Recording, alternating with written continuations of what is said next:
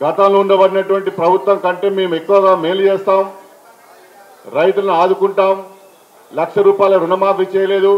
మీ అధికారంలోకి వచ్చినాక వెంటనే 90 రోజుల్లోనే మేము వెంటనే ₹2,00,000 రుణమాఫీ చేస్తాం. ఎవరైనా ఇంకా అప్పు తీసుకోకపోతే తెచ్చుకోండి. 9వ తారీఖు నాడు సాక్షాత్ సోనియా గాంధీ, కాంగ్రెస్ అధినేత్రి సోనియా గాంధీ జన్మదిన రోజున రైతుల యొక్క ₹2,00,000 మాఫీ చేసి సోనియమ్మకు కానుకగా ఇస్తామని ఇట్లా రైతులను నట్టేట ముంచింది ఈ ప్రభుత్వం. ఇట్లారా కాంగ్రెస్ పార్టీ అధినేత్రిని కూడా మోసం చేసిన ముఖ్యమంత్రి రేవంత్ రెడ్డి గారు.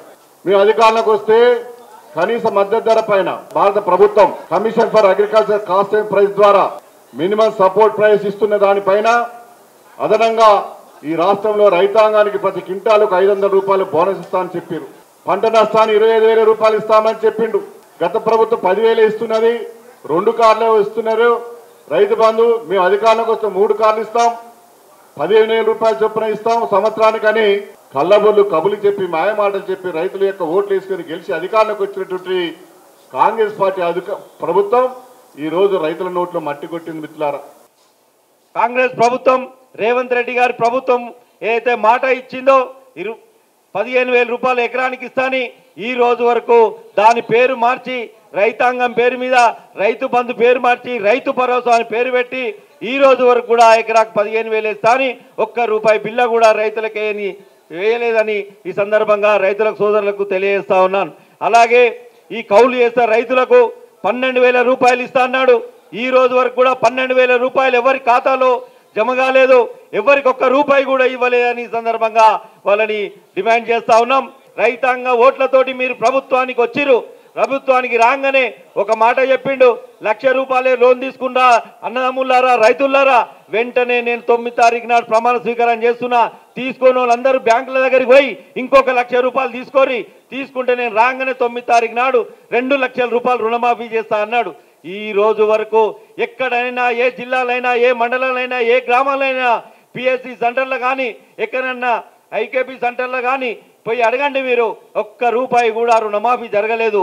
వెంటనే మేము ₹2,00,000 రుణమాఫీ చేయాలని ప్రభుత్వాన్ని డిమాండ్ చేస్తూ ఈ యొక్క వరి ధాన్యాన్ని వెంటనే కొనుగోలు చేయాలి. వెంటనే కొనుగోలు చేసిన తర్వాత రైతాంగం సమస్యలను పరిష్కరించకపోతే వెంటనే రైతాంగ ఉద్యమం చేపడతామని ఈ సందర్భంగా తెలియజేస్తా ఉన్నాం. పాపం రైతుల ఆశ ఏంటంటే బోనస్ ఇస్తారేమో ఇంకా ఉంచుకుందాం అనుకుంటున్నారు.